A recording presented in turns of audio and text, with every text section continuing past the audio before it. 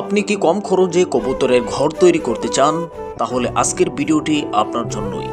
আমি আজকে ব্যবহার করব দেয়ালের কাজে ব্যবহার করা সেন্টারিংয়ের ছোট ছোট কাঠগুলো।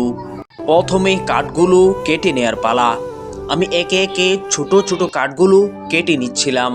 আমি কাজ করতেছিলাম এমন সময় একজন ক্ষয় মিস্ত্রি হাজির হয়েছে, তা আপনারা স্পষ্টই দেখতে পাচ্ছেন। যাই হোক, একটু মজা করছিলাম আর কি। যাই হোক, কবুতরের খোপের কাঠগুলো কাটা শেষ হয়েছে এবং জোড়াও দেওয়া হয়েছে।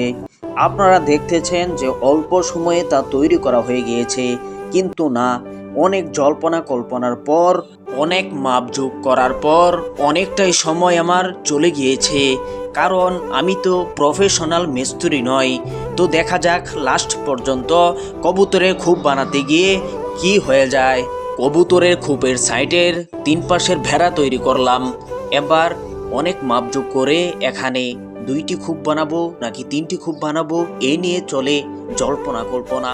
অবশেষে জল্পনা কল্পনার অবসান ঘটিয়ে 3টি খোপই তৈরি করলাম। কবুতরের খোপের মাঝখানের পার্টিশন দিতে গিয়ে দেখলাম যে কাঠগুলো অনেক শক্ত, যার কারণে তারকাটাগুলো বেঁকে যাচ্ছে, তারকাটাগুলো ঢুকছে না। আমি তাকিয়ে তাকিয়ে দেখছিলাম যে কিছুটা কবুতরের ঘরের মতোই দেখা যাচ্ছে। হ্যাঁ, আমি পেরেছি, যদিও আমি প্রফেশনাল মিস্ত্রি নই। আপনাদেরকেও বলবো আপনারা আল্লাহর নাম নিয়ে শুরু করে দিবেন, তারপর যা হয়। তো আমারটা শেষ পর্যন্ত কি হয় এটা দেখার অপেক্ষায় থাকুন। আমার এই কবুতরের খোপটি লম্বায় 3 ফিটের থেকে কিছুটা কম রয়েছে। আমি এখানে 3টি ঘর করে দিয়েছি, তো অনেকটাই বড় হয়েছে। আপনারাও এই মাপে করতে পারেন। তো এবার আমি আপনাদেরকে বলি এখানে কেমন টাকা খরচ হয়েছে। আমার এখানে খরচ বলতে কিছুই হয়নি। যেই কাঠগুলো দেখতে পাচ্ছেন, সেন্টারিং করার পর যেই কাঠগুলো অবশিষ্ট থাকে সেই কাঠগুলো আমি এখানে ব্যবহার করেছি, এবং তারকাটাগুলো এই সেন্টারিংয়ের কাঠ থেকেই আমার হয়েছে, যার কারণে আমার এখানে কোনো টাকাই খরচ হয়নি। আপনারা যদি খোপ তৈরি করতে চান তাহলে কিছুটা টাকা খরচ হইতে পারে। মেল থেকে পাতলা কাঠ কিনে এনে বাড়িতে নিজেই তৈরি করে নেবেন, শুধু আপনাদের তারকাটা এবং কাঠের খরচটা যাবে। প্রিয় কবুতর প্রেমী বন্ধুরা, অনেকে আছে অনেক আগ্রহের সাথে এই কবুতর পালনের সাথে সংযুক্ত হয়। এরপর কবুতর অসুস্থ হয়ে গেলে কি ট্রিটমেন্ট দিতে হয় তা তাদের জানা থাকে না। যেমনইভাবে আমি একটি সমস্যার মধ্যে পড়েছিলাম। কবুতর এমনভাবে বমি করেছে যে আমি তার কোনো সমাধানই খুঁজে পাচ্ছিলাম না।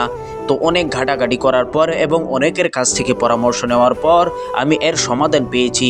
এই জন্য বলবো আগে আপনারা যোগ্যতা অর্জন করুন, তারপর আপনারা এই সেক্টরে কাজ করতে আগ্রহী হবেন, নচেত আপনারা যে কোনো ক্ষতির সম্মুখীন হতে পারেন।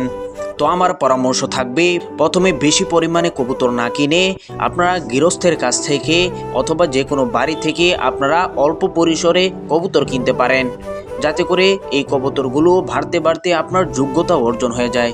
সো আমরা মূল কথায় ফিরে আসি। কবুতরের খোপের মাঝখানের পার্টিশন দেওয়ার পর আমি সাইড দিয়ে আরেকটি বেড়া দিয়ে দিচ্ছি। একটা কথা বলে রাখি, আমি যে করাতটি দিয়ে কাঠগুলো কাটতেছি, এই করাত দিয়ে কাঠ কাটাটা অনেক কষ্টকর হয়ে যাচ্ছিল। কারণ হচ্ছে এই করাতটি অনেক দিন যাবৎ ধার দেওয়া হয়নি বা শান দেওয়া হয়নি।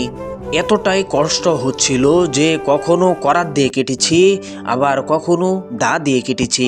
কারণ হচ্ছে করাতটি সহজ কথায় একেবারেই ধার ছিল না। তো শেষ পর্যন্ত আলহামদুলিল্লাহ কবুতরের খোপগুলো আমি তৈরি করতে পেরেছি।